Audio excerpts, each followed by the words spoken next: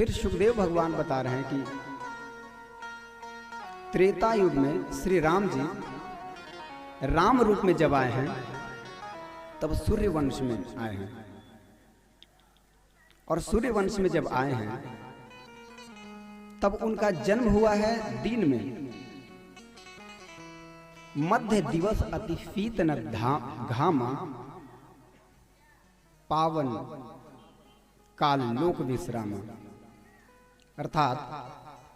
मध्य दिवस में श्री रामचंद्र जी का जन्म होता है। अब वहां सूर्य बिल्कुल आगे नहीं बढ़ रहा है, रथ समेत रवि था क्यों निशा कवन विधि होए। अर्थात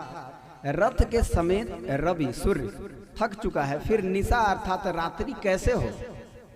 अब ये प्रसंग को सिर्फ और सिर्फ राम जी जान रहे हैं और सूर्य, बाकी किसी को कोई ज्ञात कोई भान इसलिए नहीं है कि सब लोग राम जन्म में इतने आनंद हो गए थे। जैसे ऐसे छोटे गांव हम लोग यहाँ बलवा में जब मना रहे हैं कृष्ण जन्मोत्सव राम जन्मोत्सव, तो कल 11 साढ़े 11 बज गया, हम लोग को समझ में नहीं आया। अब साक्षात जहाँ अवध बिहारी जी प्रकट हुए हैं,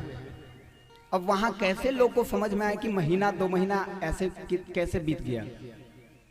अब 1 महीना जब बीत गया तब भगवान से विनती निवेदन कर रहा है चंद्रमा, बोला कि प्रभु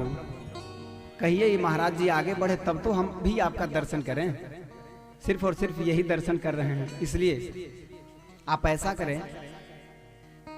कि आप इन्हें आज्ञा दें कि रात्रि हो और मैं भी आपका दर्शन लाभ ले पाऊं। फिर कृष्ण भगवान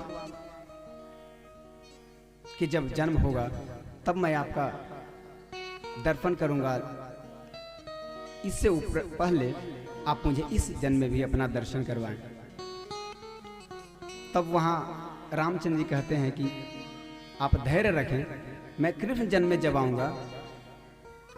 तो मैं जिस तरफ से यहाँ जन्म ले रहा हूँ रात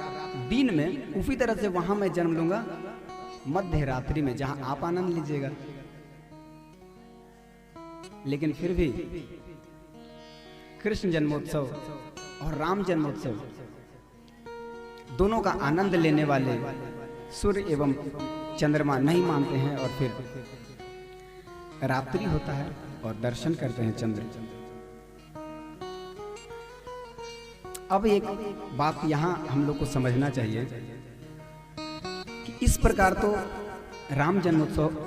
हम लोग मनाते हैं अवध में, कृष्ण जन्मोत्सव हम लोग मनाते हैं गोकुल में नंद बाबा के घर में, क्योंकि नंद बाबा के घर में इनका जब उम्र 80